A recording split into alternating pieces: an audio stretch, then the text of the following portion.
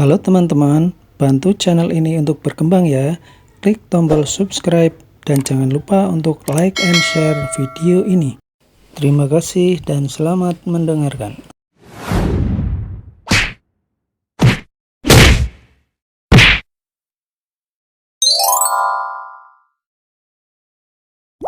Bab 351, hatinya kesakitan. Detik selanjutnya, sosok Valentino yang lincah muncul dalam gambaran video itu. Hanya terlihat Valentino meloncat ke udara dan menjulurkan satu tendangan, hingga Ellen tertendang ke bawah tempat tidur. Mereka semua melihat dengan jelas bahwa pakaian Valentino sudah terkoyak. Namun, Valentino tetap tanpa ragu melepaskan jaketnya dan mengenakannya pada Jenny. Dalam video terdengar suara teriakan Ellen yang marah. "Hajar dia! Aku akan bertanggung jawab bila dia dihajar hingga mati!" Tampaknya seseorang telah menabrak meja sehingga gambaran perekaman pun bergetar. Setelah itu, lebih dari 20 pemuda pun berombongan menuju ke arah Valentino. Untuk melindungi Jenny, Valentino tetap berada di sisi tempat tidur. Dia pun bertarung dengan orang-orang itu setelah berteriak marah. Akan tetapi, hanya dengan waktu beberapa detik, 20-an pemuda itu pun menenggelamkan Valentino. Terdengar suara ocehan puluhan pemuda beserta raungan marah Valentino dari pengeras suara laptop itu. "Kak, aku tidak ingin melihatnya. Aku tidak ingin melihat lagi." Jenny mengeluarkan raungan keras. Air mata membanjiri mukanya. Dia pun menutup mulutnya, berusaha agar dirinya tidak mengeluarkan suara tangisan. Akan tetapi, mana mungkin Jenny bisa menahannya? "Tidak, Jenny, kamu harus melihatnya." Mata cantik Angel pun berlinang air mata, namun nada bicaranya sangat tegas. "Usaha Valentino saat ini hanya untukmu. Mengapa kamu tidak melihatnya? Kamu tidak hanya harus melihat, bahkan harus mengukirnya dalam hati. Lihat bagaimana Valentino memperlakukanmu." Angel mengatupkan bibirnya. Mana mungkin Angel tidak kasihan pada Valentino saat ini. Namun, Angel ingin semua orang melihat bagaimana usaha pria yang dipandang tidak berguna oleh mereka ini melindungi mereka sekeluarga. "Jenny, lanjut melihat saja." David mengulurkan tangannya dan menepuk punggung Jenny. Saat ini, Mary tidak mengeluarkan kata apapun. Dia hanya mengambil selembar tisu dan terus-menerus menyeka sudut matanya. "Bam! Biur!" Dalam video, Valentino meraung kemarahan. Dia pun membanting lampu samping tempat tidur. Seketika beberapa orang pun melangkah mundur. "Valentino, kamu itu bodoh amat. Apa kamu tahu kalau Jenny pernah berkata pada kami bahwa kamu adalah orang yang tidak berguna? Kamu hanyalah sampah di mata Jenny. Sekarang kamu masih memedulikannya." Omel Ellen yang terdengar pada video. "Dia bisa tidak menganggapku sebagai kakak iparnya, namun aku tetap akan menganggapnya sebagai adik. Ellen, aku akan membuatmu menyesal akan semua ini," kata Valentino sambil menggertakkan giginya. "Ah!" Jenny pun mengulurkan tangannya dan memukul kepalanya sendiri dengan keras setelah mendengar ucapan Valentino ini. Lalu dia menjambak rambutnya dan menangis dengan sedih. "Kakak ipar, aku minta maaf padamu," teriak Jenny sambil menundukkan kepalanya. Wajah Jenny penuh dengan ekspresi kesakitan. Dia pun membiarkan air matanya jatuh seperti tirai hujan. Ini adalah pertama kalinya dalam kurun waktu 3 tahun. Jenny memanggil Valentino sebagai kakak ipar. Namun siapa sangka akan diucapkan dalam keadaan seperti ini. Tetapi Jenny berharap Valentino dapat mendengarnya.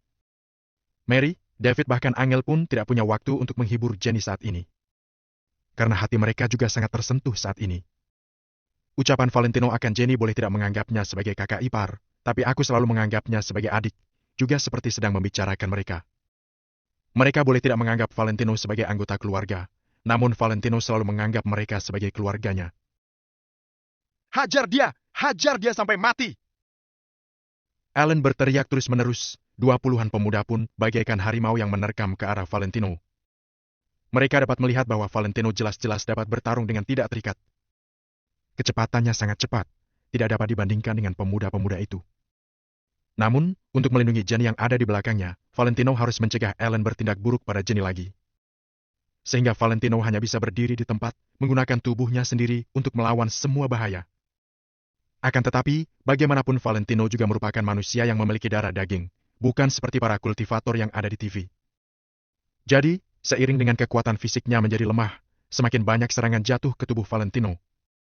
Ocehan puluhan pemuda dan juga raungan marah Valentino bergema di seluruh ruang tamu. Selama proses ini, wajah Angel dan Jenny pun sudah dibanjiri air mata. Mary memegang tisu dan terus-menerus menyeka sudut matanya. David pun menghela napas panjang dan menyalakan rokok yang sudah dihentikannya selama bertahun-tahun. Air mata terus-menerus mengalir, membanjiri wajah mereka tanpa bersuara. Saat ini, suasana ruang tamu sangat menyedihkan. Tiba-tiba, Jenny sedikit mengagumkan kakaknya karena Angel bisa menemukan pria seperti Valentino. Pria yang begitu gagah dan berani. Gagah, berani, ada tanggung jawab.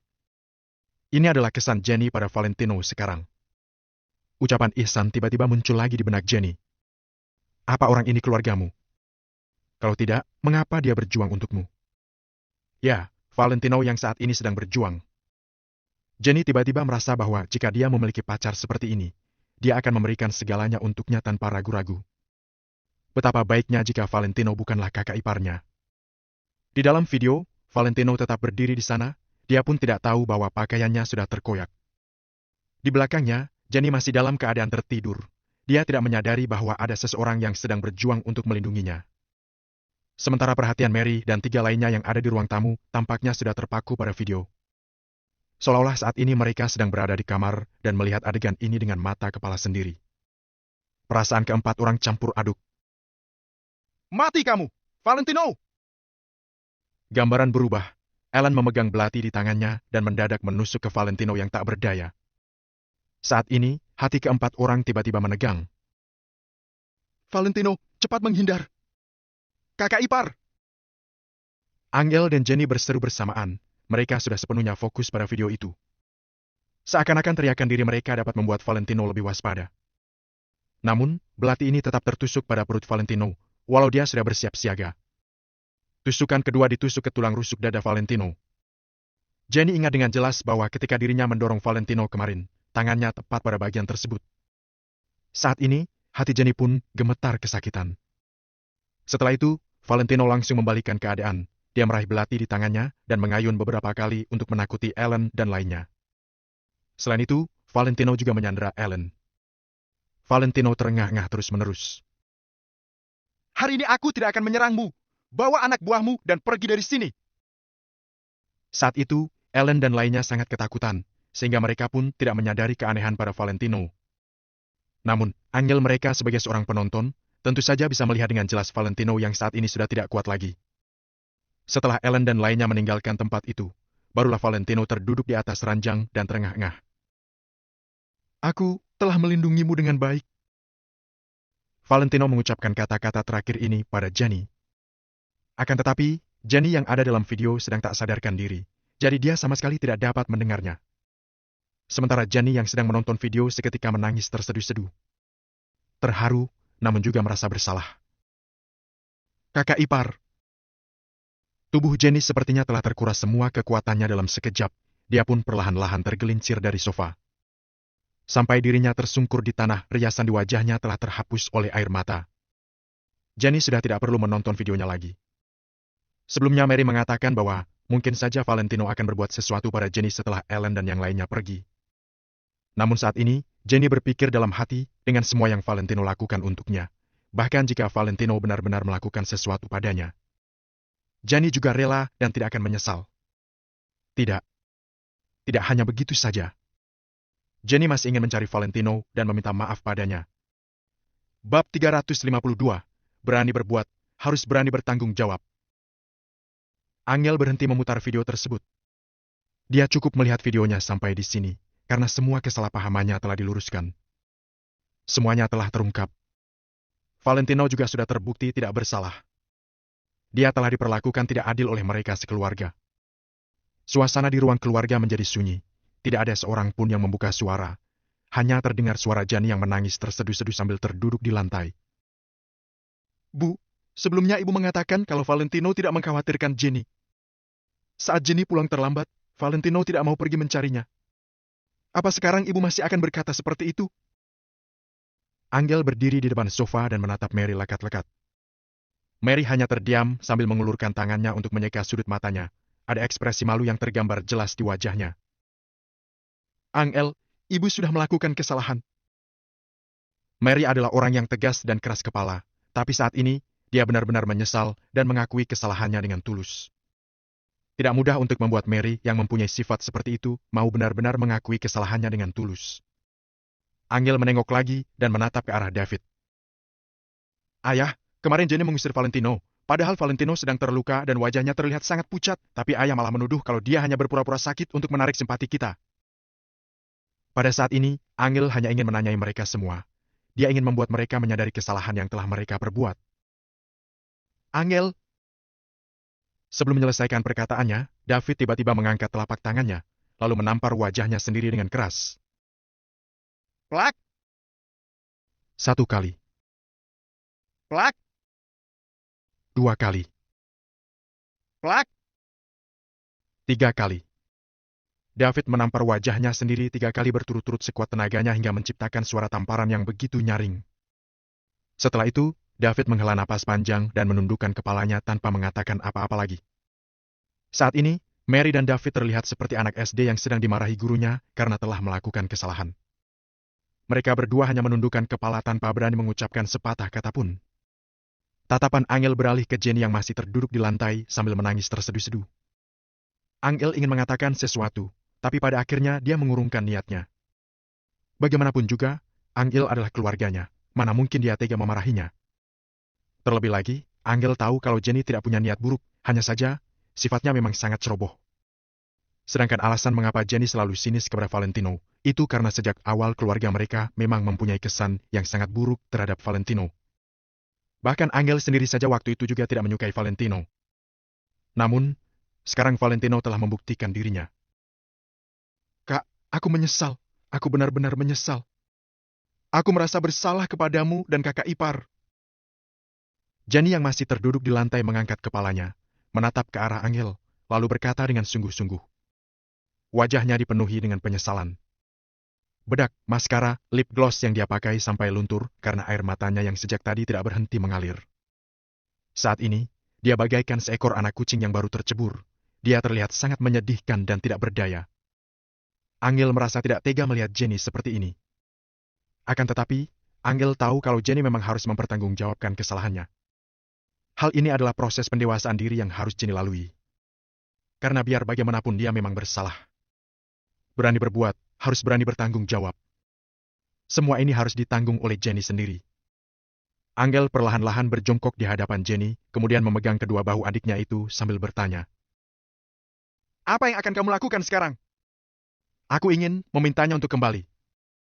Aku ingin meminta maaf kepadanya. Aku ingin dia tetap menjadi kakak iparku. Jawab Jenny tanpa ragu sedikit pun, nada bicaranya juga sangat tegas dan sungguh-sungguh. Kali ini, Mary tidak lagi menghentikannya. Baiklah. Angel mengangguk ringan. Kak, tolong bantu aku. Temani aku menemuinya dan bantu aku membujuknya untuk kembali ke rumah ini, ya? Ujar Jenny dengan cepat.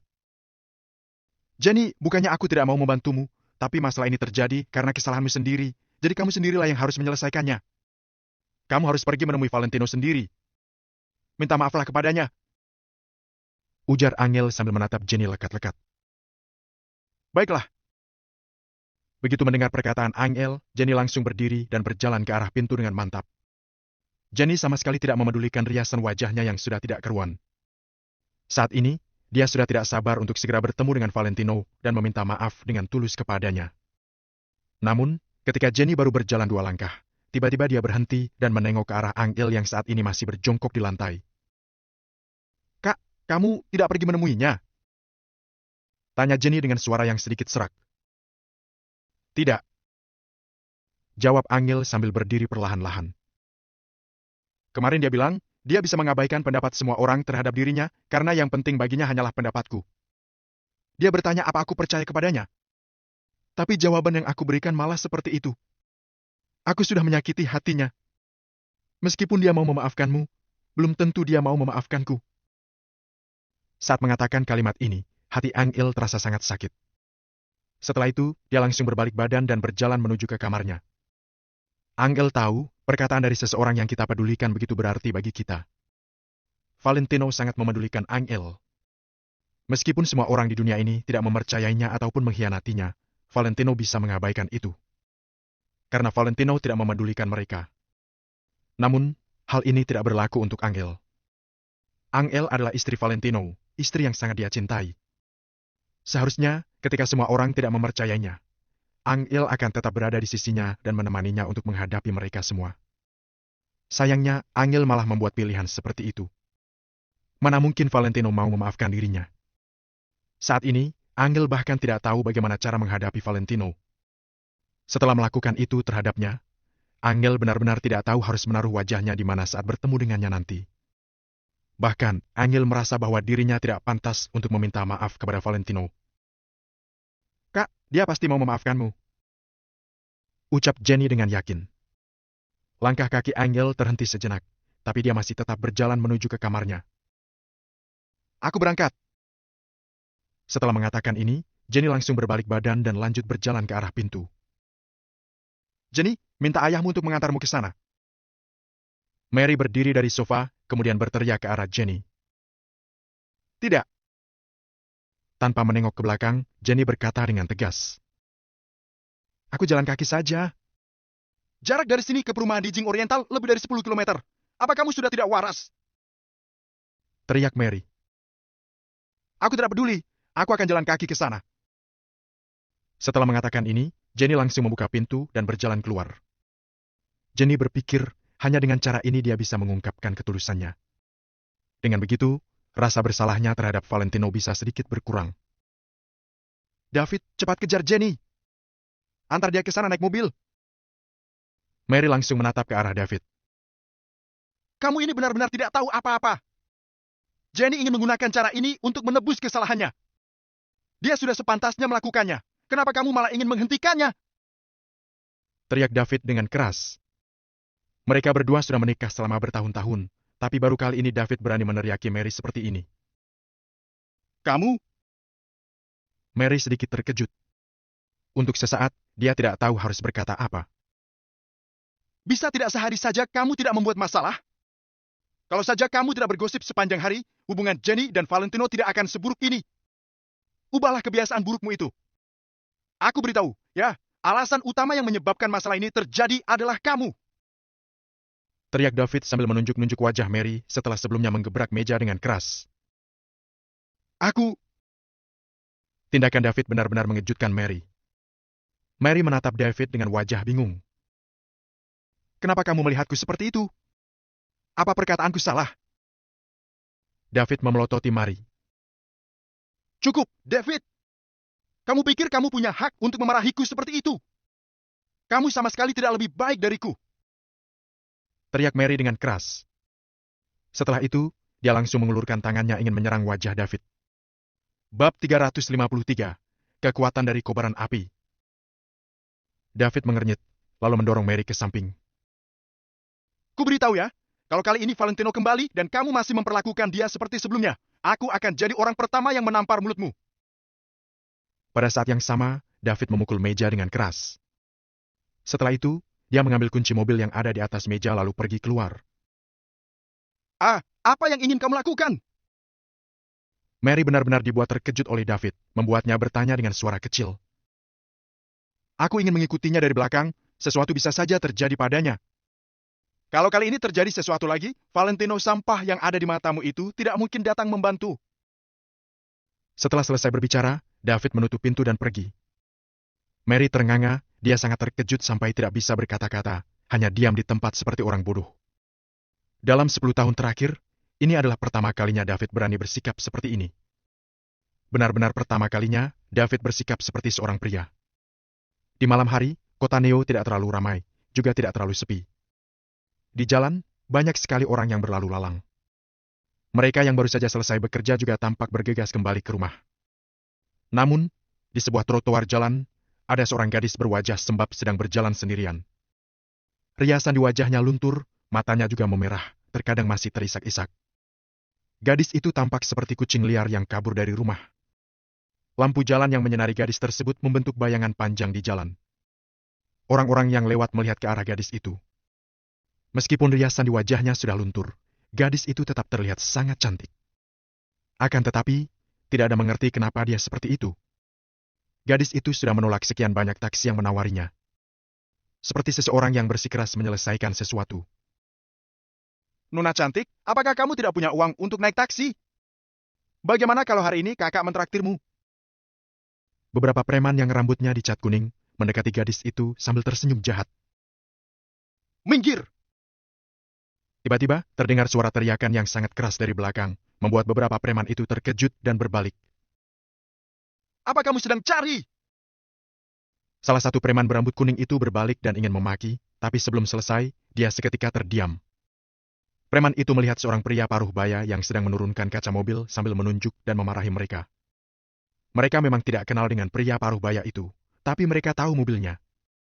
Wow! Bukankah itu mobil Bentley? Orang yang mampu mengendarai mobil mahal seperti itu pasti bukan orang sembarangan, kan? Beberapa preman tersebut langsung menundukkan kepala dan memberi jalan. Sampai ketika gadis itu dan mobil Bentley Malsen yang mengikutinya perlahan sudah pergi agak jauh, para preman tersebut baru berani mengolok-olok. Dia sudah gila, ya. Bukannya naik ke dalam Bentley, malah berjalan kaki. Sedangkan pada saat ini, Jenny tidak perlu pengertian dari orang lain. Jenny hanya ingin mengerti perasaannya sendiri. Di sekitar perumahan Dijing Oriental, ada salah satu gedung dengan kelas terbaik. Area di sekitar villa ini sangat sepi. Penduduknya juga sangat sedikit, seolah-olah tempat ini adalah surga dunia yang jauh dari kegaduhan. Tidak ada suara mesin maupun deru mobil yang terdengar. Seakan terisolasi dari berbagai macam hal duniawi. Pada saat ini, waktu sudah menunjukkan pukul 9 malam. Cahaya bulan yang menyinari halaman villa menambahkan sedikit ketenangan, membuat orang lain merasa tentram dan damai. Cahaya lampu menerangi villa. Valentino saat ini sedang duduk di depan jendela besar yang ada di lantai 2 sambil sibuk mengerjakan sesuatu. Ada 2 buah laptop dan sebuah ponsel di atas meja bundar yang berada di hadapannya. Walaupun Valentino sudah bertekad untuk keluar dari kediaman keluarga Wijaya, tapi tetap saja dia merasa sedih. Karena bagaimanapun, itu merupakan tempat tinggal Valentino selama 3 tahun. Valentino sama sekali bukan orang yang tidak berperasaan. Valentino memang keras dalam melawan musuh, tapi dia memiliki hati yang lembut untuk orang-orang di sekitarnya. Kalau bukan karena Valentino orang yang sangat bermoral, maka Danu, bahkan orang-orang dari kelompoknya Hendrik juga tidak akan berusaha mati-matian untuk mengikutinya. Jadi, Valentino sebenarnya sedang menunggu Mary dan yang lainnya memberi dia kesempatan untuk menjelaskan. Dia juga tidak ingin meninggalkan keluarga Kusuma. Hari-hari bersama keluarga Kusuma memang tidak selalu menyenangkan, tapi tetap saja jauh lebih baik jika dibandingkan dengan bersama keluarga Wijaya. Terlalu banyak pertengkaran yang terjadi di dalam keluarga Wijaya. Setidaknya, selama 3 tahun hidup bersama keluarga Kusuma, Valentino masih pernah merasakan kehangatan. Namun di keluarga Wijaya, tidak ada hal lain selain pertengkaran. Jadi, Valentino sedang menunggu. Hanya saja, setelah ditunggu seharian, dia tidak mendapatkan pesan apapun. Hei! Valentino mencemooh dirinya sendiri, setelah itu dia melanjutkan kesibukannya. Dengan menyibukkan diri, dia baru bisa melupakan kegelisahannya untuk sementara waktu. Di mejanya ada 2 buah laptop, yang satu digunakan untuk membuat formulir, menyimpan data rencana meteor, dan juga beberapa dokumen. Sedangkan laptop yang satunya lagi digunakan untuk menghubungi Danu dan rekan lainnya, jadi Valentino bisa melakukan kedua hal ini secara bersamaan. Kata percikan api di dalam layar laptop terlihat sangat mencolok. Sebuah percikan api dapat memicu kebakaran besar. Ketika baru dimulai, mungkin itu hanya sebatas percikan api kecil yang tidak terlihat. Namun, percikan api itu bisa menjalar dan pada akhirnya menjadi kobaran api yang besar, yang bahkan bisa membakar habis seluruh kota Neo. Akan tetapi, dibutuhkan suatu momen untuk membuat percikan api itu menjadi besar. Atau, diperlukan sebuah sumbu yang digunakan sebagai penghubung percikan api. Untuk kasus ini, Valentino adalah sumbunya. Tidak ada satupun orang yang bisa menggantikan posisinya. Baik itu Danu, Kasman atau Hendrik sekalipun, mereka semua tidak bisa. Tak. Dengan wajah serius, jari-jari Valentino menekan tombol keyboard. Setelah menyelesaikan urusannya, Valentino mengambil cangkir kopi dan menyesapnya. Ketika ingin meletakkan cangkir kopi tersebut, dia secara kebetulan melihat keluar. Saat melihat pemandangan di luar, Valentino mengerutkan keningnya. Dari jendela besar di lantai 2, Valentino bisa melihat berbagai macam hal yang ada di luar. Mau itu bulan yang bersinar, sampai halaman villa yang tampak sunyi. Akan tetapi, yang membuat Valentino mengerutkan keningnya adalah gerbang villa yang posisinya menghadap ke jendela. Ternyata ada sosok putih yang sedang berdiri di luar gerbang. Sosok putih yang muncul di tengah malam begini benar-benar membuat orang terperanjat. Valentino menekan kendali jarak jauh yang ada di samping meja sambil sedikit mengernyit. Bang? Bang? 10 lampu yang ada di sekitar villa seketika menyala. Lampu-lampu itu sangat menyilaukan sampai-sampai lebih terang daripada lampu jalan. Cahaya lampu itu langsung menyoroti segala sesuatu yang ada di sekitar. Tidak ada satupun yang dapat bersembunyi di bawah cahaya tersebut. Termasuk sosok yang berdiri di luar gerbang. Sekarang, Valentino bisa melihatnya dengan jelas. Gianni. Hati Valentino berdegup kencang, bertanya-tanya kenapa dia ada di sini. Tanpa berpikir panjang, Valentino langsung menutup laptopnya dan bergegas ke bawah. Pada saat ini, Gianni yang berdiri di luar gerbang sedang memegang pagar putih dengan kedua tangannya sambil menitikkan air mata. Dia sudah sampai dari 10 menit yang lalu. Dia melihat Valentino yang sedang serius mengerjakan sesuatu melalui jendela lantai 2. Gianni sama sekali tidak berani mengganggu, jadi dia hanya melihatnya dengan tenang. Ketika melihatnya, Gianni tiba-tiba menyadari sesuatu. Gianni merasa bahwa, dengan meninggalkan keluarga Kusuma, kehidupan Valentino akan jauh lebih baik. Bab 354, Maaf, Kakak Ipar. Villa kelas atas, kopi tengah malam dan waktu luang adalah bagian dari hidup Valentino. Akan tetapi, di dalam keluarga Kusuma, Valentino tidak bisa menikmati hal itu karena ada banyak pekerjaan rumah yang harus dia selesaikan. Sebenarnya, Valentino tidak mengandalkan keluarga Kusuma untuk bertahan hidup. Sebaliknya, dia justru seperti malaikat pelindung yang menjaga keluarga Kusuma. Valentino turun perlahan, lalu dia berjalan ke halaman dan melihat Gianni yang berada di seberang pintu villa. Pada saat ini, riasan di wajah Gianni telah hilang. Pakaiannya sedikit berantakan dan matanya juga sedikit merah serta bengkak. Bahkan dia tidak mengenakan sepatu di kakinya. Dia berdiri di tanah tanpa alas kaki. Gianni terlihat sangat menyedihkan. Melihat keadaannya, Valentino merasa tertekan. Kemudian, dia melangkah maju dan bertanya, "Apa terjadi sesuatu di rumah? Kakak ipar!" Mendengar pertanyaan Valentino, Gianni tidak bisa lagi menahan perasaannya. Pada saat ini, semua emosinya pecah. Setelah memanggil Valentino, dia langsung jatuh di bawah pintu pagar. Meskipun Valentino telah diusir dari rumahnya, tapi dia masih mengkhawatirkan situasi di keluarga Kusuma. Bagaimana mungkin Gianni tidak merasa tersentuh? Sedangkan Valentino terkejut. Sudah 3 tahun, ini adalah pertama kalinya Gianni memanggilnya dengan sebutan kakak ipar. Dia selalu memanggil Valentino dengan namanya, serta tidak pernah mengakui Valentino sebagai kakak iparnya. Namun, memanggilnya dengan sebutan kakak ipar itu sudah membuktikan banyak hal. Valentino segera membuka pintu villa. Dia ingin membawa Gianni masuk dan berbicara dengannya. Namun, tiba-tiba Gianni berdiri, mencondongkan tubuhnya ke arah Valentino dan langsung jatuh ke dalam pelukan Valentino. Seorang gadis cantik tiba-tiba melemparkan diri ke pelukannya, membawa embusan aroma yang wangi. Namun, tangan Valentino hanya diam saja. Saat ini, dia tidak tahu harus meletakkan tangannya di mana. Bagaimanapun juga, Gianni bukanlah Angel. "Kakak ipar, maafkan aku, maafkan aku, maafkan aku." Gianni menekan tubuhnya dengan erat di pelukan Valentino dan menyandarkan kepalanya di bahu pria itu. Di dalam pelukannya, dia menangis dengan getir. Kedua tangannya melingkari leher Valentino. Dia tidak mau melepaskannya sama sekali. Sedangkan Valentino membeku dan tidak tahu harus berbuat apa. "Kakak ipar, aku tahu. Aku tahu segalanya. Aku tahu kamu milik kakakku, tapi biarkan sekarang aku memelukmu sebentar. Aku mohon." Gianni masih menangis.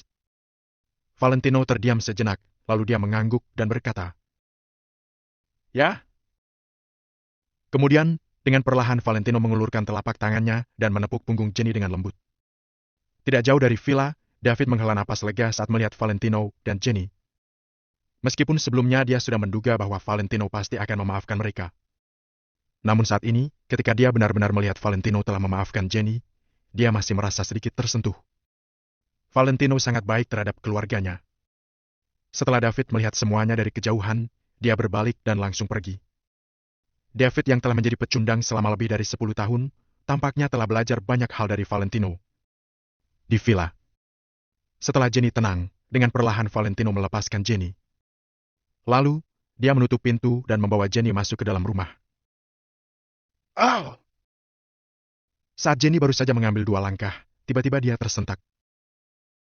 "Kenapa?" tanya Valentino dan langsung menoleh padanya. Tidak apa-apa. Jenny segera melambaikan tangannya. Baiklah, ayo masuk dulu dan bicara di dalam. Valentino membawa Jenny ke ruang tamu. Bagaimana kamu bisa masuk? Tanya Valentino dengan ragu-ragu. Area villa di perumahan Dijing Oriental ini adalah tempat pribadi, tidak ada yang bisa memasukinya sama sekali. Satpam yang bertugas hari ini adalah orang yang sebelumnya kami datangi. Jenny berdiri di atas karpet tanpa alas kaki dan menjelaskan dengan suara rendah. Valentino mengangguk. Kemudian, dia berpikir sejenak dan berbalik ke kamar tidur utama di lantai pertama. Setelah itu, dia keluar dengan membawa sepasang sepatu. Ini adalah sepatu yang disiapkan oleh seseorang untuk kakakmu atas permintaanku. Apa kamu mau mencobanya dulu? Kemudian Valentino meletakkan sepasang sepatu itu di samping Jenny. Jenny melihat sepatu wanita bermerek Gucci yang berkualitas tinggi itu. Namun, saat ini Jenny tidak berani memakai sepatu itu.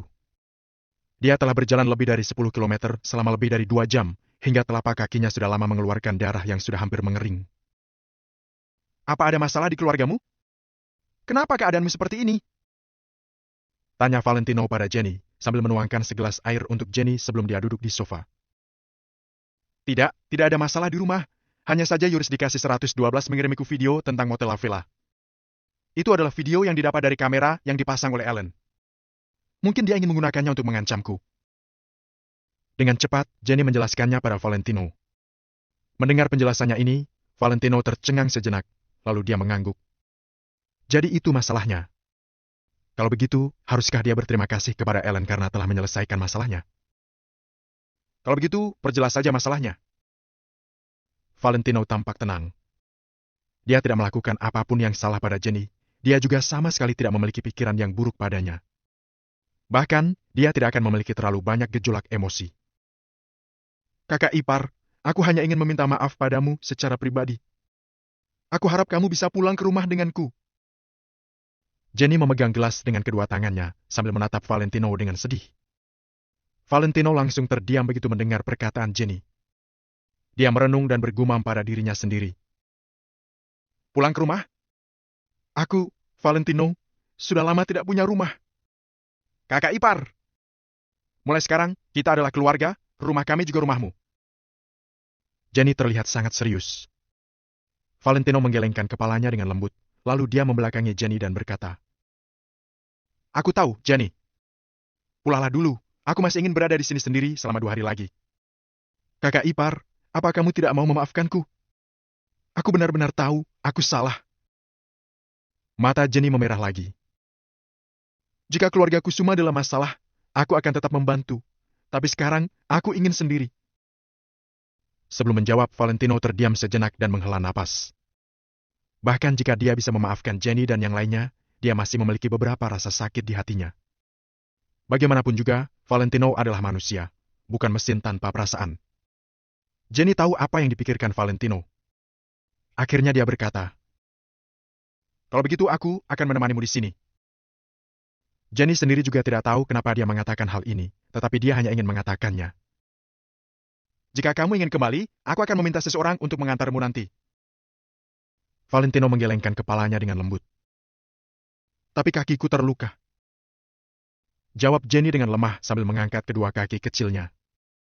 Valentino menoleh dan melihat bahwa telapak kaki Jenny melepuh, serta darahnya hampir mengering. Kamu? Valentino terkejut. Tadi dia melihat dari kejauhan bahwa David datang ke sini menggunakan Bentley Malsen. Valentino pikir Davidlah yang mengantar Jenny. Aku berjalan dari rumah ke sini. Sepatuku menyakiti kakiku, jadi aku membuangnya. Jenny menundukkan kepalanya. Suaranya terdengar sangat pelan, seperti suara nyamuk. Kenapa? Tanya Valentino dengan heran. Kupikir hanya dengan cara inilah aku bisa menghilangkan rasa bersalahku. Jawab Jenny sambil mendongak. Valentino menatap Jenny selama beberapa saat, lalu dia menghela napas dan menggelengkan kepalanya. Dengan karakter Jenny biasanya, sepertinya akan sangat sulit melakukan hal seperti itu. Kamu tidak perlu melakukan hal ini. Valentino menggelengkan kepalanya dengan lembut dan menghampirinya sambil membawa kotak obat. Dia berjongkok di samping Jenny, dengan lembut membantu Jenny mengoleskan obat di telapak kakinya. Bab 355, Perubahan Jenny. Kak, biar aku saja, biar aku saja. Jenny merasa sungkan untuk membiarkan Valentino melakukan hal semacam ini. Duduklah, jangan bergerak. Valentino mengatakannya dengan suara yang dalam. Oh. Jenny menganggukkan kepalanya dengan sungguh-sungguh, membiarkan Valentino mengusapkan obat untuknya. Melihat wajah Valentino yang serius dan penuh hati-hati membuat Jenny sekali lagi merasa iri. Iri terhadap Angel. Sebelumnya, Jenny merasa kalau Valentino tidak pantas untuk Angel. Akan tetapi sekarang, dari lubuk hati Jenny yang terdalam, dia turut berbahagia untuk Angel sekaligus iri dengannya. Kalau bukan karena Tino yang berada di sisinya sekarang, Jenny takut kalau dia akan memiliki perasaan yang berbeda terhadap Valentino. Untungnya Tino juga tidak buruk, pikir Jenny dalam hati. Tidurlah sebentar di lantai bawah, masih ada beberapa hal yang harus aku urus. Setelah semuanya selesai, Valentino pun bersiap untuk naik ke lantai atas. Kakak ipar, kakakku, dia berharap kamu bisa memaafkannya. Jenny mencoba menghentikan Valentino. Satu kaki Valentino menginjak tangga spiral, tubuhnya tiba-tiba berhenti. Kemudian dia pun menjawabnya dengan lembut. Aku tahu. Malam ini, Valentino berada di lantai atas, sedangkan Jenny berada di lantai bawah. Keduanya memikirkan banyak hal. Selain masalah rencana meteor, Valentino juga memikirkan hubungannya dengan keluarga Kusuma. Angel pasti tidak akan menyerah. Setelah 3 tahun melewati pasang surut bersama, bagaimana mungkin dia menyerah hanya karena hal sepele?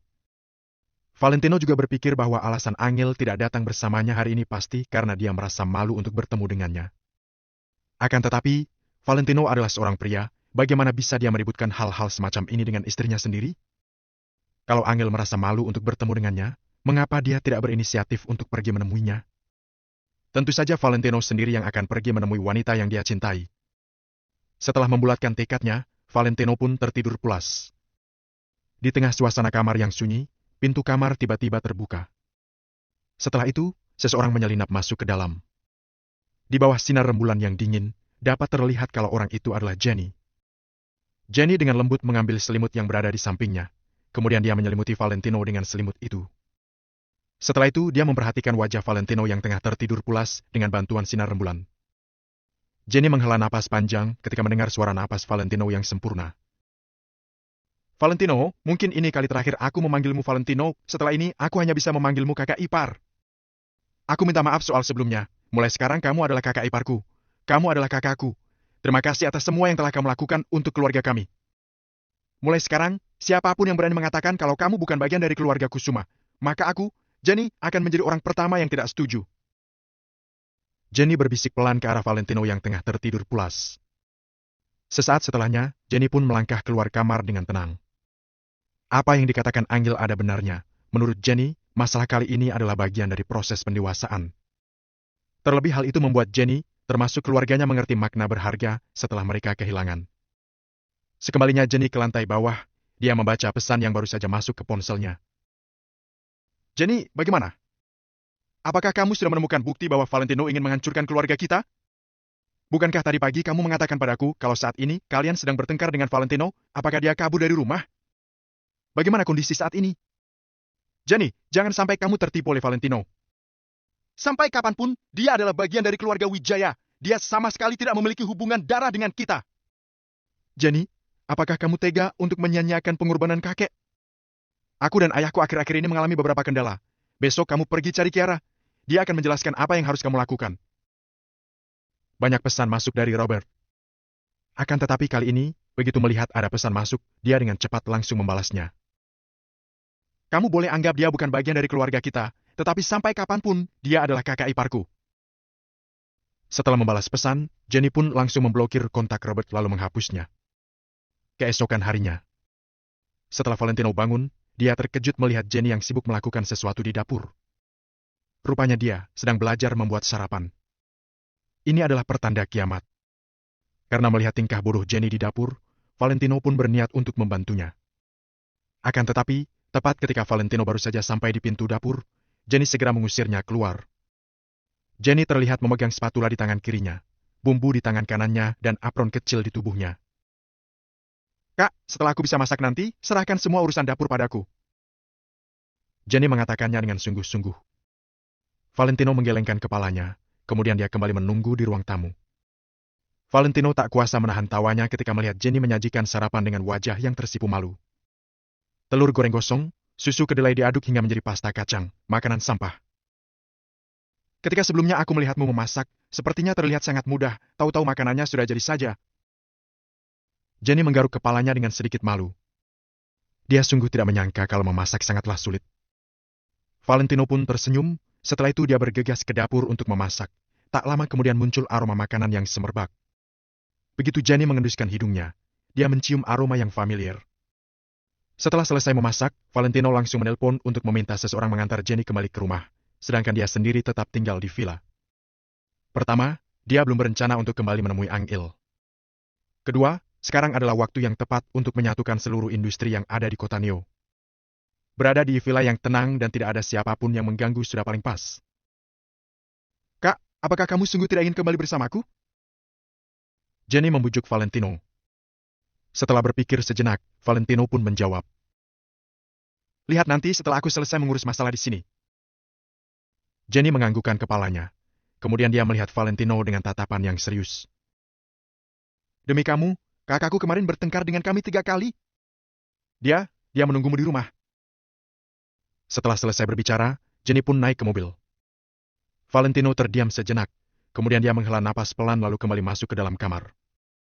Pergunakan waktu hari ini untuk mengurus masalah, baru bicarakan hal itu kembali. Tidak lama setelah Jenny pergi, sebuah mobil terparkir di gerbang villa Valentino. Akan tetapi, Valentino tidak tahu tentang semua ini.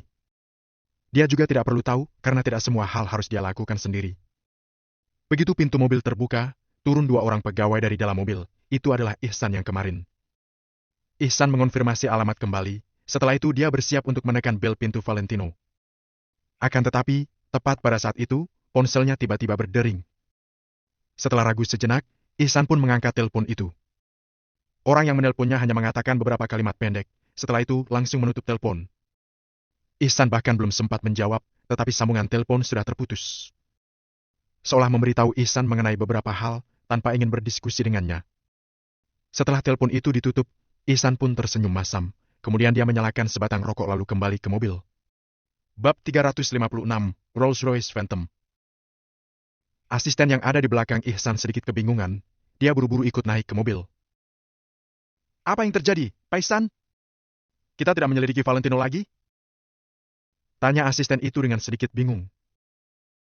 Ada kendala. Ihsan merokok dengan tak berdaya. Meskipun kita menemukan kendala, kita tetap harus profesional, bukan? Jawab asisten itu dengan belak-belakan. Ihsan melirik asisten itu, lalu menghela napas dan berkata, Ini alasan kenapa kamu masih menjadi asisten setelah 3 tahun bekerja. Ada apa? Tanya asisten itu dengan kebingungan. Jangan bertanya, Valentino tidak bersalah. Lebih baik kita tidak usah mengusiknya. Jawab Ihsan santai. Tapi ada sedikit kecurigaan terhadap Valentino terkait dengan hilangnya Ellen, kan? Asisten itu sedikit kebingungan. Atasan pun sudah mengatakan bahwa hilangnya keluarga Ika terkait dengan properti keluarga Ika yang dipindahkan ke tempat lain. Apalagi yang bisa kita katakan? Ada beberapa hal yang tidak perlu terlalu ditangani. Ihsan menyandarkan kepalanya di sandaran kursi. Kita harus profesional. Asisten itu berkata dengan keras kepala. Benar, kita memang harus bersikap profesional. Tapi, kamu harus mengerti bahwa di pangkat seperti kita, ada beberapa hal di mana kita bahkan tidak memiliki kualifikasi untuk menanganinya. Apa kamu mengerti? Sudah, jangan bicarakan lagi. Ayo jalan! Setelah selesai berbicara, Ihsan langsung menutup mulutnya. Asisten itu menutup mulutnya dengan tidak berdaya. Dia hanya bisa menyalakan mobil dan meninggalkan tempat ini. Di dalam villa, Valentino mengangkat telepon dari Cindy lagi. Valentino, kemarin kamu bilang padaku, hari ini kamu punya waktu. Cindy berkata dengan hati-hati. Valentino terdiam sejenak, dia merasa sedikit tidak berdaya ketika melihat banyak urusan yang harus diselesaikannya. Valentino benar-benar tidak bisa pergi. Akan tetapi, Valentino tidak bisa menolak apa yang sudah dijanjikannya. Jadi, dia seketika tidak tahu harus menjawab apa. Valentino, aku tiba-tiba teringat kalau hari ini aku masih ada beberapa urusan. Kalau tidak, begini saja, hari ini kamu selesaikan dulu pekerjaanmu. Kalau kamu ada waktu luang di lain hari, kamu baru membantuku. Bagaimana menurutmu? Cindy langsung mengatakan hal itu ketika melihat Valentino terdiam. Valentino terdiam sejenak, lalu menjawab. Baiklah. Kalau begitu, lakukan saja seperti ini. Cindy menjawab sembari tersenyum, lalu menutup telepon seolah-olah tidak terjadi apa-apa. Valentino meletakkan ponselnya dan kembali duduk di depan laptop. Valentino jelas bisa merasakan bahwa Cindy sengaja mengatakan hal itu agar tidak menyusahkannya. Hal ini membuat Valentino merasa kata-katanya tidak dapat dipercaya. Kelihatannya, setelah menyelesaikan pekerjaannya, Valentino harus meluangkan waktu untuk melihat bantuan apa yang diperlukan Cindy. Sementara itu, di sisi lain, Cindy meletakkan ponselnya. Dia sedikit linglung. Hei, ada apa, Kak Cindy? Aku merasa kamu sedikit linglung belakangan ini. Apa kamu sedang jatuh cinta? Tanya seorang dengan mata besar di sebelah Cindy. Gadis itu mengoleskan cat kuku sembari bertanya pada Cindy. Cindy menghela napas pelan dan menjawab dengan suara rendah. Alangkah bagusnya kalau aku benar-benar jatuh cinta. Sial! Apa kamu benar-benar menyukai seseorang? Biar aku beritahu, tidak ada satupun lelaki yang bisa diandalkan. Gadis itu tercengang mendengar perkataan Cindy. Setelah itu, dia menjawab dengan cemberut. Kamu tidak mengerti. Dia berbeda dengan pria lainnya. Aku tidak bisa menjelaskan perasaan ini. Aku juga tidak tahu apa aku menyukainya atau tidak. Cindy melipat kedua tangannya, tidak tahu apa yang harus dia lakukan. Gadis itu tercengang dengan kecantikan dan kecakapan Cindy. Ada banyak sekali pria muda unggul yang mengejarnya. Akan tetapi, Cindy benar-benar menyukai pria lain. Kalau begitu, kamu harus bicara dengannya dan katakan perasaanmu padanya. Kata gadis itu tidak mengerti. Tapi dia sudah menikah. Cindy menundukkan kepala dengan sedikit malu. Astaga! Perkataan Cindy membuat gadis yang ada di sebelahnya tercengang dan tidak bisa berkata-kata dalam waktu yang lama. Kak, kamu tidak sedang sakit, kan? Kamu adalah putri keluarga kaya grup cendana di kota Neo. Pria yang mengejarmu mengantre dari depan rumahmu sampai ke pusat kota Neo. Kamu mau jadi orang ketiga? Kata gadis itu dengan tidak percaya. Tidak, aku benar-benar tidak mau. Wajah Cindy memerah. Tapi mengenai perasaan, tidak ada yang bisa menjelaskannya. Begitu merasakannya, kamu tidak bisa mengendalikannya. Gadis itu pun menghela napas ringan. Sudahlah, lupakan saja. Tidak usah membicarakan hal ini lagi. Cindy mengibaskan tangannya dan menghentikan pembicaraan ini. Pukul 5 sore. Di gedung perusahaan grup Kusuma. Ketika tiba waktunya pulang, para karyawan perusahaan satu persatu mengisi absen pulang. Angel buru-buru meninggalkan kantor setelah menyelesaikan pekerjaannya dan hendak berjalan keluar. Kalau berjalan sedikit lebih cepat, Angel masih sempat untuk naik bus terakhir. Cuaca hari ini tidak terlalu baik, bahkan rintik gerimis pun mulai turun. Wajah Angel sangat kuyu, bahkan matanya sedikit bengkak. Dia berjalan ke depan dengan wajah tertunduk. Astaga! Aku sudah lama menunggumu, Angel. Pada saat ini, suara yang tidak ingin didengar Angel pun terdengar. Ada nada mengejek yang bercampur dengan sindiran dalam nada bicaranya. Seolah-olah orang itu menunjukkan simpati dengan gelagat yang angkuh pada Angel. Tidak perlu dipikirkan lagi, di dalam perusahaan ini, orang yang paling tidak akur dengan Angel adalah Kiara. Sudah cukup, Kiara! Angel mengangkat kepalanya dengan tiba-tiba, matanya penuh dengan kebencian. Dari kemarin sampai sekarang, Kiara selalu mencibir Angel dan Angel menahannya. Akan tetapi, Kiara benar-benar keterlaluan. Dia menghalangi Angel di depan pintu perusahaan dan mencibirnya. Cukup? Sebagai sepupumu, aku hanya ingin menunjukkan kepedulianku padamu. Aku dengar kamu bertengkar dengan Valentino, jadi dia pun tidak mau mengantar dan menjemputmu. Haha. Wajah Kiara penuh dengan ejekan. Angel benar-benar tidak mengerti kenapa Kiara begitu membencinya. Kiara membenci Angel sampai dia tidak bosan-bosannya mengejek Angel setiap kali bertemu. Tidak hanya tidak bosan, Kiara bahkan sangat senang menghina Angel. Valentino mengantarku atau tidak, apa hubungannya denganmu? Jawab Angel dengan ketus. Kalau berani, suruh Valentino menjemputmu kemari sekarang. Jangan mengira aku tidak tahu kalau kamu dan Valentino sedang bertengkar. Kali ini Valentino tidak datang untuk membujukmu, kan? Aha! Kiara tertawa terbahak-bahak. Ketika mendengar Kiara berkata demikian, Angel tiba-tiba terdiam. Masalah ini adalah sumber dari rasa sakit di dalam hati Angel. Ditambah dengan rasa bersalah pada Valentino, saat ini Angel sama sekali tidak menemukan kata-kata untuk membantah Kiara. Cekaka. Bus di sini sangat sedikit. Sulit mendapatkan bus, kan? Bagaimana? Kalau tidak, memohonlah pada kakak sepupumu ini. Aku akan mengantarmu meskipun dengan perasaan enggan. Kiara tersenyum senang di dalam hatinya.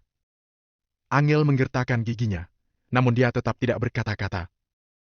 Saat ini, Angel sangat merindukan Valentino. Bahkan jika Valentino menjemput Angel dengan motor listrik seperti sebelumnya pun tetap akan membuatnya sangat senang.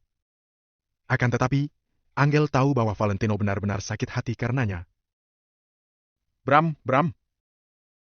Saat ini, terdengar deru mesin mobil di kejauhan. Hanya dengan mendengar suaranya, dapat diketahui bahwa itu bukan mobil yang murah. Untuk menghasilkan suara sebesar itu, setidaknya mesin telah mencapai 6.000 revolusi per menit. Mobil yang bisa mencapai kecepatan ini tanpa mengeluarkan suara berisik dan terdengar seperti auman harimau, paling tidak sudah bernilai miliaran. Angel dan beberapa karyawan yang ada di pintu melihat ke kejauhan. Mereka melihat sebuah mobil berwarna hitam yang bersinar seperti obsidian. Mobil itu sedang menuju kemari. Garis-garis vertikal sebagai saluran udara yang ada di depan mobil terlihat kuat. Logo orang kecil berwarna emas dengan sayap terbentang di kap mobil menunjukkan kemewahan mobil itu. Itu adalah mobil Rolls-Royce Phantom. Bab 357, orang yang tidak tahu diri itu kamu. Mobil mewah merek Bentley memiliki harga sekitar miliaran. Sementara Rolls-Royce Phantom adalah mobil termahal dan termewah di antara mobil lain. Harga mula-mulanya saja sudah mencapai 20 miliar, harga yang cukup fantastis untuk orang awam. Di bagian pintu mobil, terdapat payung tersembunyi dengan desain eksklusif. Tulang payung terbuat dari logam paduan berkualitas tinggi, sementara gagangnya dibuat dari perak asli. Banyak yang mengatakan bahwa payung itu saja sudah berharga di atas 200 juta. Mobil mewah seperti ini mewakili status sang pemilik, yakni terhormat dan berkelas. Karena itu, pemilik mobil Rolls-Royce Phantom umumnya adalah orang kaya. Semua orang ternganga melihat kemunculan mobil mewah ini. Saat ini, cuaca mendung, jadi langit pun menjadi gelap. Namun, kemunculan Rolls-Royce Phantom ibarat bintang terang dalam kegelapan, yang menarik perhatian orang-orang. Semakin dekat mobil itu, pupil mata mereka semakin membesar. Mungkin mereka pernah melihat mobil Rolls-Royce Phantom, tapi plat mobilnya. Nah 88.888. Angka 8-nya berjumlah 4. Plat jenis ini jarang ditemui. Di seluruh kota Neo, mungkin hanya ada 2 mobil Rolls-Royce Phantom. Namun, plat mobil jenis ini hanya ada 1. Sebelumnya, sebuah plat mobil dengan nomor Neo N3888XY terjual di balai lelang kota Neo dengan harga 12 miliar. Apalagi plat mobil ini. Mungkin hanya dengan uang saja, tidak dapat membeli plat mobil jenis ini. Pemilik mobil Rolls-Royce Phantom saja sudah merupakan orang kaya raya. Apalagi orang yang memiliki plat mobil jenis ini, pasti sangat kaya dan terhormat. Sementara pemilik mobil. Siapa dia? Siapa pemilik mobil Rolls-Royce Phantom dengan plat nomor ini? Di bawah tatapan semua orang, mobil Rolls-Royce Phantom tersebut perlahan-lahan berhenti. Tidak hanya Angel dan Kiara, semua karyawan perusahaan serta orang yang berlalu lalang berkumpul untuk melihat mobil ini. Pintu mobil perlahan terbuka, sebuah kaki melangkah keluar. Saat itu, hati semua orang dipenuhi rasa penasaran. Bisa melihat seorang tokoh ternama dengan mata sendiri merupakan kebanggaan seumur hidup. Seorang pemuda bertubuh tinggi turun dari mobil, wajahnya penuh senyuman. Dia? Hati orang-orang yang melihatnya menciut, termasuk juga Angel. Karena sosok pemuda ini begitu mirip dengan Valentino. Bagaimana bisa? Pemuda itu menarik payung berdesain eksklusif dari sebelah pintu mobil. Dia membuka payung itu, lalu membalikkan badan melihat ke arah Angel. Angel, aku datang untuk menjemputmu, kata Valentino sambil tersenyum. Angel tertegun selama beberapa detik, kemudian menutup mulutnya dengan tangan. Hatinya terharu, wajahnya juga tersipu malu. Valentino benar-benar datang menjemputnya. Apakah ini berarti Valentino memilih untuk memaafkannya? Perasaan Angel bercampur aduk, ada rasa haru, senang, malu, lega. Berbagai macam perasaan menyatu di dalam hati Angel. Valentino tersenyum. Sosok Valentino yang berdiri di sebelah mobil dengan payung di tangan kanannya, terukir di hati Angel. Sementara itu, di sisi lain, ekspresi wajah Kiara berubah masam. 5 menit yang lalu, dia masih bisa mengejek Angel. Namun sekarang, sosok Valentino yang mengagumkan seakan menampar wajah Kiara. Apalagi kali ini, Valentino tidak menyetir mobil Bentley Malsen, melainkan Rolls-Royce Phantom. Terlebih lagi, ini adalah Rolls-Royce Phantom yang memiliki plat mobil berangka 8.888. Walau mungkin mobil ini bukan milik Valentino, melainkan mobil pinjaman, memangnya kenapa? Mobil semacam ini tentu saja tidak dapat dipinjam oleh orang biasa. Jika Valentino dapat meminjamnya, itu berarti Valentino memiliki kekuasaan. Kiara mulai undur. Kali ini, dia tidak berani mengejek Valentino maupun Angel. Sementara Valentino tidak memedulikan kehadiran Kiara. Dengan payung di tangannya, dia berjalan menghampiri Angel. Angel hanya terdiam, mata indahnya menatap Valentino yang sedang berjalan ke arahnya. Hatinya begitu terharu. Dasar bodoh! Kalau aku tidak mengingatkanmu, pasti kamu lupa bawa payung. Jangan menangis, ada aku di sini, kata Valentino sambil tersenyum. Dia mengulurkan tangan dan menarik Angel dalam pelukannya. Ucapan yang sederhana ini menggetarkan hati Angel. Saat itu juga, perasaan dalam hati Angel tidak dapat ditahan lagi. Dia pun menangis sambil memeluk Valentino. Wanita yang dikenal kuat dan tegar ini menunjukkan sisi rapuhnya untuk pertama kalinya di hadapan karyawan perusahaan.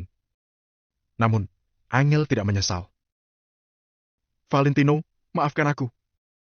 Maaf. Aku seharusnya mempercayaimu, kata Angel. Sikapnya saat ini seperti Jenny yang semalam tidak henti-hentinya meminta maaf pada Valentino. Tidak apa-apa, semuanya sudah berlalu. Valentino tersenyum sambil menepuk-nepuk punggung Angel. Setelah itu, sorot mata Valentino berubah. Dia melihat ke arah Kiara dengan tatapan dingin. Tatapan mata Valentino bagai listrik yang siap untuk menyengat Kiara, membuat Kiara tidak dapat menghindarinya. Kamu? Kiara tertegun saat melihat perubahan sorot mata Valentino dan tidak tahu harus berbuat apa. Semua manusia memiliki otak, tapi sayangnya kamu tidak memilikinya, kata Valentino dingin. Valentino melepaskan pelukannya terhadap Angel sambil menatap Kiara. Melihat sikap Valentino ini, Kiara hanya bisa terdiam. Dia tidak tahu bagaimana harus menghadapi pria itu. Karena Valentino yang sekarang memberi kesan yang berbeda pada Kiara. Padahal, kemarin dirinya baru saja bertemu dengan Valentino. Namun, Valentino yang hari ini memberikan orang sebuah perasaan seakan-akan dia memiliki dua kepribadian yang berbeda. Sebenarnya, tidak hanya Kiara, orang-orang di sekitarnya juga merasa demikian. Sementara Angel yang telah hidup bersama Valentino selama 3 tahun merasakannya dengan sangat jelas. Sosok Valentino sebelumnya ibarat pedang bernilai tinggi yang tertutup debu, sehingga ketajamannya tidak terlihat. Namun, Valentino yang sekarang bagaikan pedang bernilai tinggi yang telah dibersihkan dari debu, ketajamannya kini terlihat oleh semua orang. Valentino mengucapkan kata-kata itu dengan tegas dan kuat, siapapun tidak berani meragukannya. Aku sudah bilang bahwa Angel adalah istriku, tidak ada yang boleh mempermalukannya. Tapi karena kamu adalah sepupu Angel, aku pun bersabar. Kemarin sudah kutekankan bahwa jika kamu mempermalukannya sekali lagi, aku akan mengeluarkanmu dari perusahaan keluarga Kusuma. Apa kamu tidak menganggap serius ucapanku kemarin? Valentino memicingkan mata dan melihat Kiara dengan tatapan datar. Tatapan matanya yang dingin seakan tidak mengenal belas kasihan. Ketika Kiara melihat tatapan Valentino, dia pun tidak tahan untuk gemetar. Baiklah, mungkin kamu tidak menganggapnya serius, tapi aku tidak pernah menelan kata-kataku. Grup Kusuma tidak dapat mempekerjakanmu lagi. Selesai bicara, Valentino berbalik badan, bersiap untuk membawa Angel pergi. Sebelum datang, Valentino telah membuat sebuah keputusan. Sudah saatnya grup Kusuma ini berubah. Valentino ingin membuat semua orang di perusahaan ini menghormati Angel. Valentino, kamu jangan asal bicara. Ini perusahaan keluarga Kusuma, properti milik keluarga Kusuma. Namanya saja grup Kusuma, bukan grup Wijaya. Aku adalah anggota keluarga Kusuma. Kamu kira kamu siapa hingga bisa memecatku? Dasar tidak tahu diri. Mimpi saja. Hal itu tidak akan terjadi. teriak Kiara. Orang yang tidak tahu diri itu kamu, kata Valentino sambil tersenyum. Tap, tap, tap, tap. Selesai Valentino berbicara, terdengar suara langkah kaki tergesa-gesa dari dalam perusahaan. Para pimpinan grup Kusuma datang dengan wajah panik.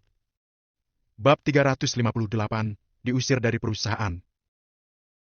Anggota direksi grup Kusuma terdiri dari para pegawai lama perusahaan. Bahkan ada beberapa adalah senior mereka dan juga merupakan para pegawai lama yang bersama mendirikan perusahaan ini bersama Tuan Besar Kusuma. Jadi, posisi mereka di perusahaan tentu saja sangat tinggi. Setiap anggota direksi memiliki bagian sahamnya sendiri.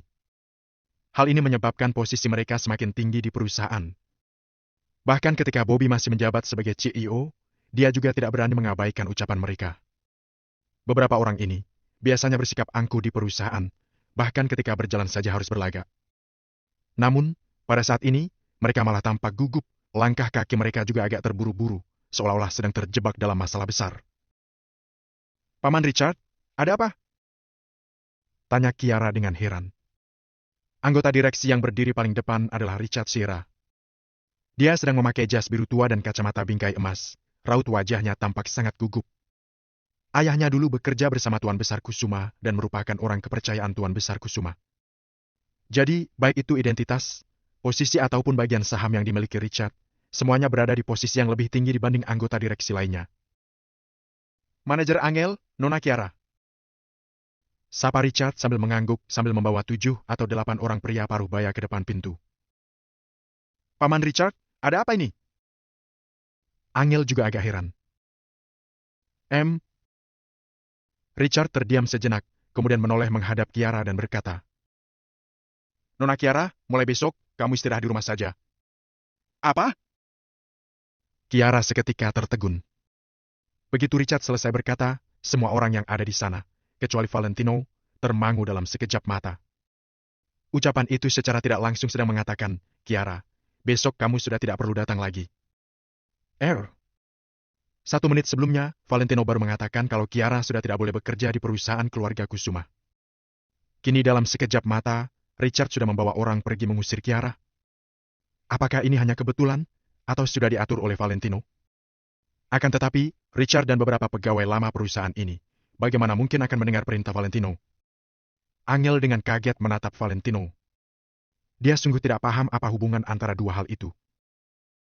Paman Richard sedang bercanda, kan? Tanya Kiara dengan suara kecil sambil membelalakan matanya.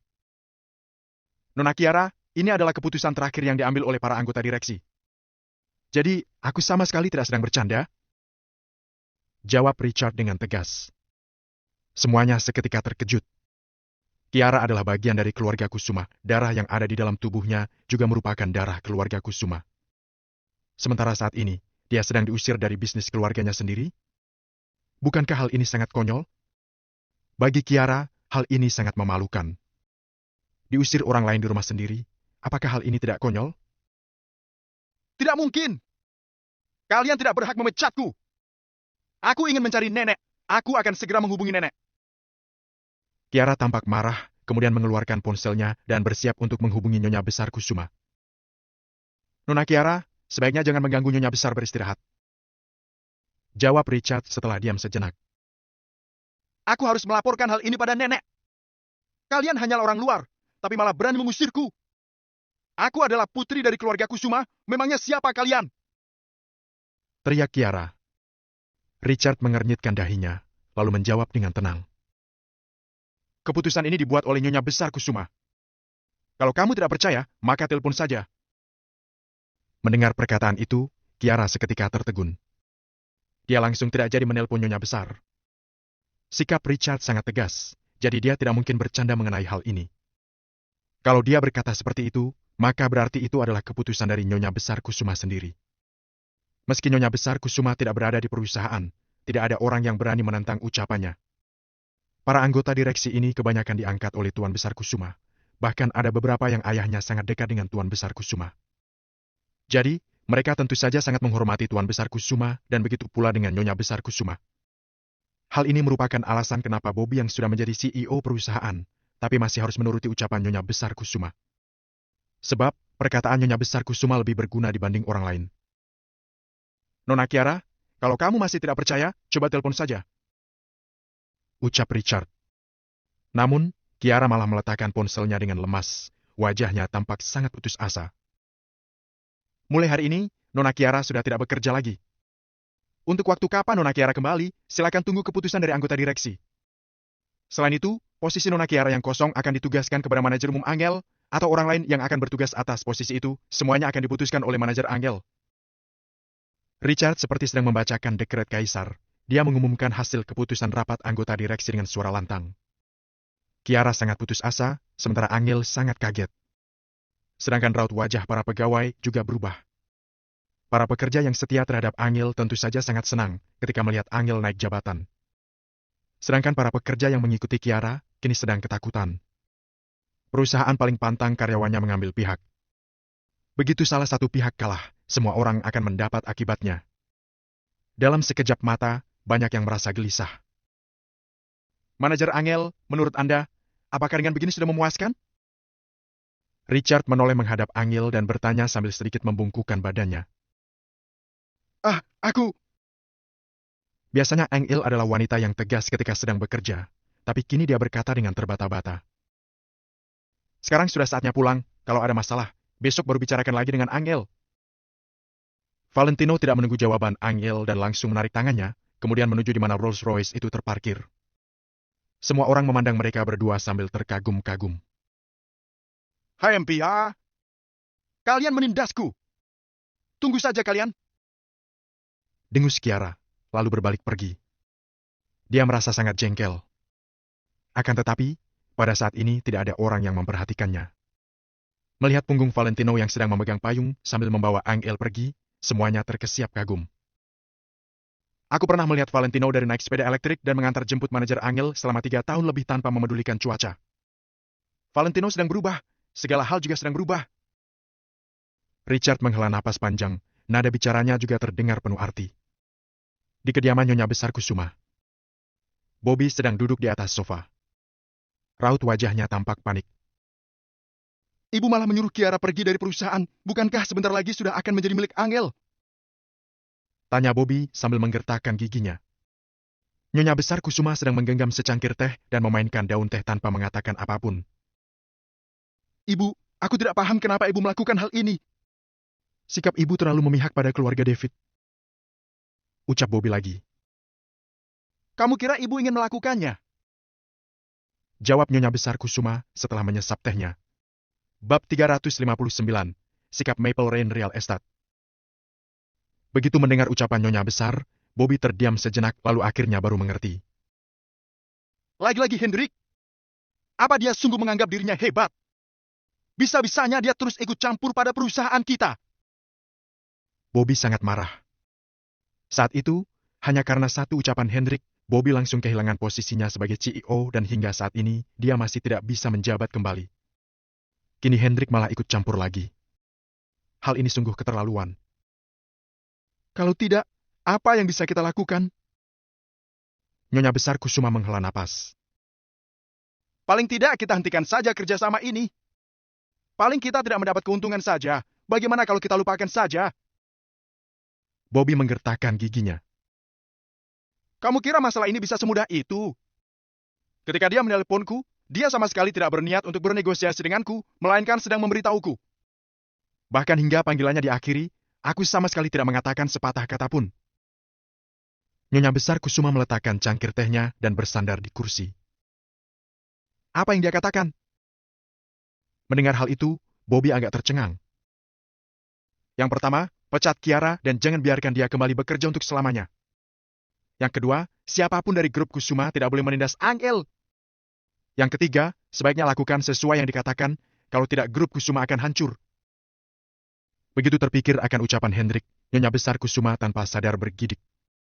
Hendrik bukan sedang bernegosiasi, melainkan sedang memberi perintah. Kurang ajar! Coba saja kalau berani. Bobby sangat marah, dia bahkan mendengus dingin terhadap ucapan Hendrik. Masih ada satu lagi. Dia bilang, kalau dia bisa menghancurkan keluarga Kingston dan keluarga Ika dalam satu malam, maka dia juga bisa membuat keluarga Kusuma bangkrut. Mendengar ucapan Nyonya Besar Kusuma, wajah Bobby yang semula tampak sinis, kini langsung lenyap tak berbekas. Wis dan Budiman, semua karena ulah Hendrik. Bobby tertegun. Selain Maple Rain Real Estate, siapa lagi yang memiliki kekuatan sehebat itu di kota Neo? Nyonya Besar Kusuma menghela napas panjang. Tapi waktu itu bukannya Wis yang menyinggung Valentino, ya?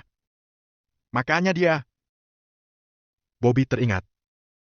Nyonya Besar Kusuma terdiam selama beberapa saat, kemudian berkata, mungkin Valentino diam-diam memiliki kekuatan sendiri, tapi dia tidak mungkin sanggup menjatuhkan grup Kingston seorang diri. Hal itu seharusnya hanya kebetulan belaka. Dia tidak berani percaya kalau Valentino si pecundang itu sanggup melakukan hal semengerikan itu. Kalau saja ayah masih ada, kalau saja ayah. Bobby menggertakkan giginya. Tapi kalian semua sangat tidak berguna. Siapa yang bisa mewariskan bisnis keluarga Kusuma? Tanya Nyonya Besar Kusuma lagi. Bobby hanya menundukkan kepalanya dengan perasaan bersalah, lalu berkata dengan tidak rela. Aku sungguh tidak tahu kenapa Hendrik bisa sebaik itu terhadap Angel. Jangan-jangan karena Angel adalah perwakilan kerjasama ini. Sekarang aku sangat curiga kalau Angel memiliki hubungan kotor dengan Hendrik.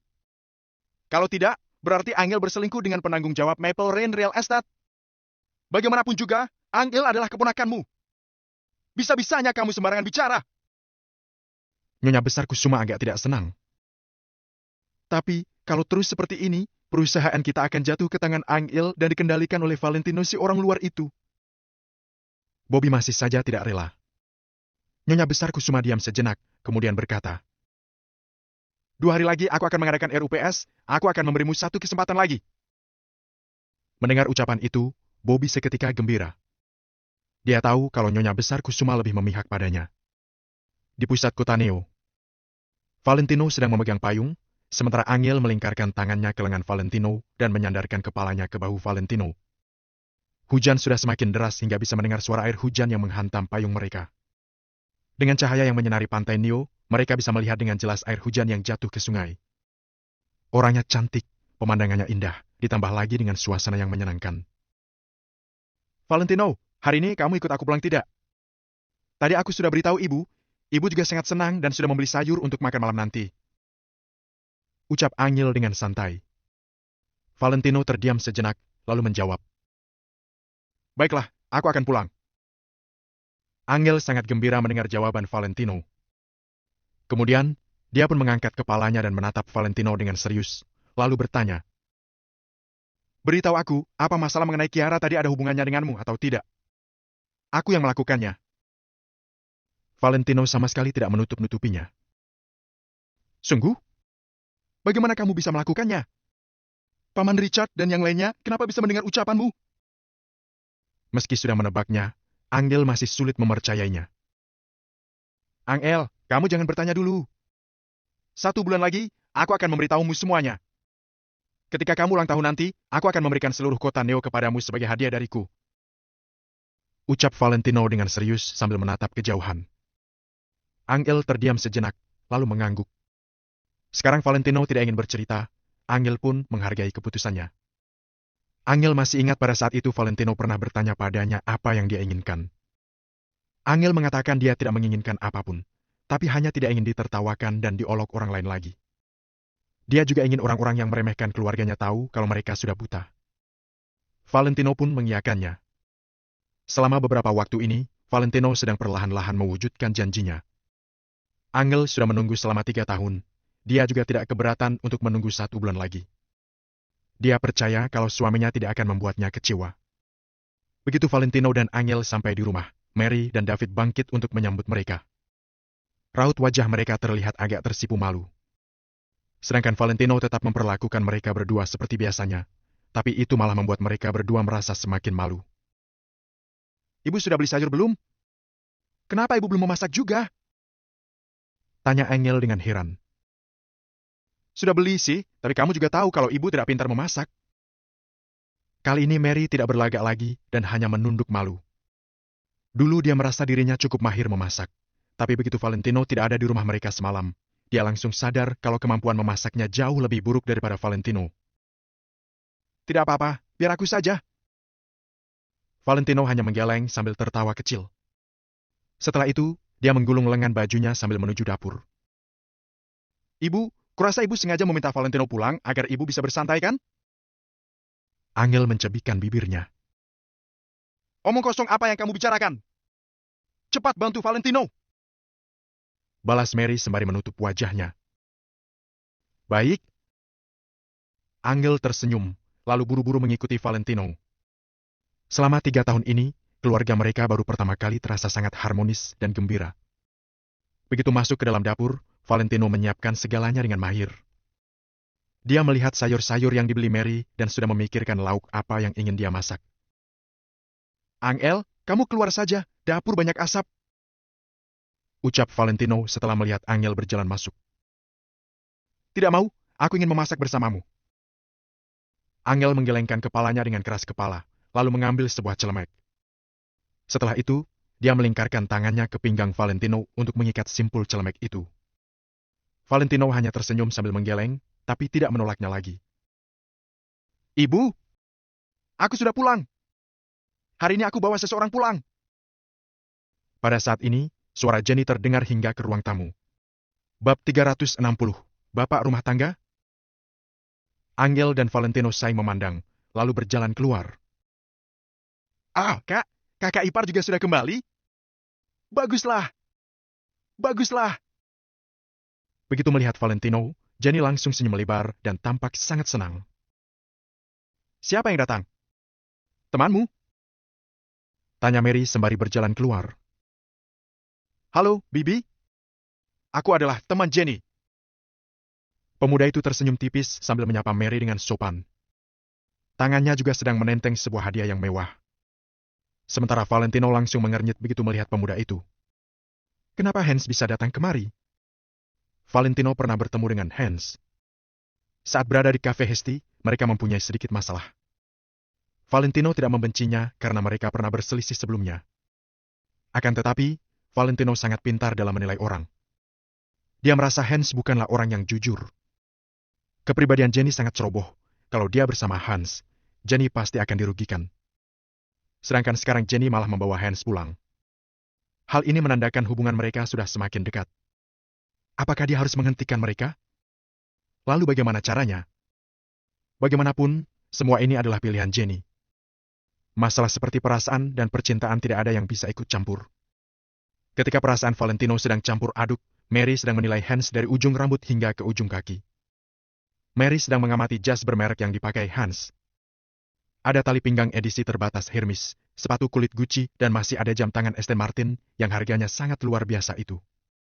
Sekujur tubuh Hans sedang meneriakan satu kata, yaitu mewah. Hans hanya kurang membawa papan nama yang bertuliskan putra konglomerat saja. Orang-orang mengandalkan pakaiannya untuk memberi kesan yang bagus. Penampilan Hans lumayan tampan, ditambah lagi dengan pakaian mewah ini, dia tampak semakin keren. Mary semakin puas ketika melihat penampilan Hans yang serba mewah itu. Dia pun menyambutnya dengan ramah. Baiklah, ayo masuk. Cepat duduk. Mary melambaikan tangannya sambil melirik Valentino tanpa sadar. Karena masalah Jenny kemarin, sikap Mary telah banyak berubah terhadap Valentino. Kalau ini terjadi di masa lalu, Mary pasti akan membandingkan Valentino dengan Hans dan sekaligus mengolok Valentino. Terima kasih, Bi. Ini adalah hadiah untuk Bibi. Aku meminta bantuan temanku membeli gelang giok dari negara Niria. Coba Bibi lihat apakah Bibi menyukainya atau tidak. Hans tersenyum sambil duduk, lalu meletakkan hadiahnya ke hadapan Mary. Oh! Bibi pernah dengar kalau negara Niria sangat kaya dengan perhiasan berlian dan batu mulia. Hans pengertian sekali. Mary sangat senang, dia sama sekali tidak berniat untuk menolaknya. Hans tersenyum tipis, kemudian menatap Valentino. Tatapan Hans tampak gugup. Bagaimanapun, dia lumayan takut ketika melihat Valentino sanggup melawan belasan orang sendirian. Akan tetapi, Hans segera melupakannya. Lagi pula, dia tidak ketahuan untuk apa dia takut. Ketika melihat Valentino sedang memakai celemek dan tangannya sedang memegang spatula, Hans seketika merendahkan Valentino di dalam hatinya. Sebelumnya Jenny pernah memberitahunya kalau Valentino adalah seorang pecundang. Tampaknya, ucapan Jenny memang benar. Bisa-bisanya seorang pria malah mengerjakan pekerjaan rumah tangga. Hans tersenyum sambil berkata dengan manis kepada Angel. Halo, Kak. Ini adalah pakaian wanita merek Chanel yang kubeli untuk kakak. Mudah-mudahan kakak menyukainya. Terima kasih. Bagaimanapun Hans adalah teman Jenny yang dia bawa pulang. Meski Angel tidak ingin menerimanya, dia juga tidak bisa menolak. Paman, kudengar dari Jenny, paman sangat suka minum teh. Aku meminta orang untuk membuat seperangkat perlengkapan minum teh yang dibuat dari kayu cendana. Dalam beberapa hari ini, barangnya akan dikirim ke rumah. Hans sangat pintar. Dia telah memberikan semua orang hadiah yang cocok dengan kesukaan masing-masing. Hanya dalam beberapa menit, Hans sudah berhasil mendapatkan hati Mary dan yang lainnya. Setiap orang mendapatkan hadiah, tapi hanya Valentino yang tidak kebagian. Meski Valentino sama sekali tidak peduli, dalam situasi di mana semua orang mendapat hadiah dan hanya dia seorang yang tidak kebagian, rasanya tetap agak canggung. Bukannya aku sudah memintamu untuk menyiapkan hadiah untuk kakak iparku? Jenny terdiam sejenak, lalu segera berbisik kepada Hans. Hah? Aku lupa. Semua hadiah ini sudah kusiapkan dari jauh-jauh hari. Hans baru tersadar dan segera menatap Valentino, kemudian berkata, Maaf, ya, Kak Valentino. Aku agak buru-buru datang kemari dan tidak sempat menyiapkan hadiah untukmu. Lain kali aku pasti akan membawakan hadiah untukmu. Lain kali aku akan membawa sebuah celemek yang terbuat dari sutra asli. Terima kasih atas masakannya, Kak Valentino. Ucap Hans sambil tersenyum penuh arti. Hahaha. Mary terbahak-bahak. Mereka mengira Hans sengaja bercanda. Valentino menatapnya dengan penuh arti. Hans bukan sedang bercanda, melainkan sedang mengolok Valentino. Akan tetapi, Valentino juga tidak peduli. Menantu pasti senang bersaing di hadapan ibu mertuanya. Oke. Kalian duduk saja. Aku dan Angel akan segera menyiapkan makan malam. Pungkas Valentino kepada mereka semua. Kak, bagaimana kakak bisa pergi ke dapur? Di sana sangat bau. Kalau di rumahku, biasanya ada bawahan yang memasak. Ucap Hans kepada Angel. Selesai berkata, raut wajah semua orang tampak canggung kecuali Valentino. Kenapa rasanya hubungan antara Hans dan Valentino agak tegang? Aku suka memasak bersama Valentino.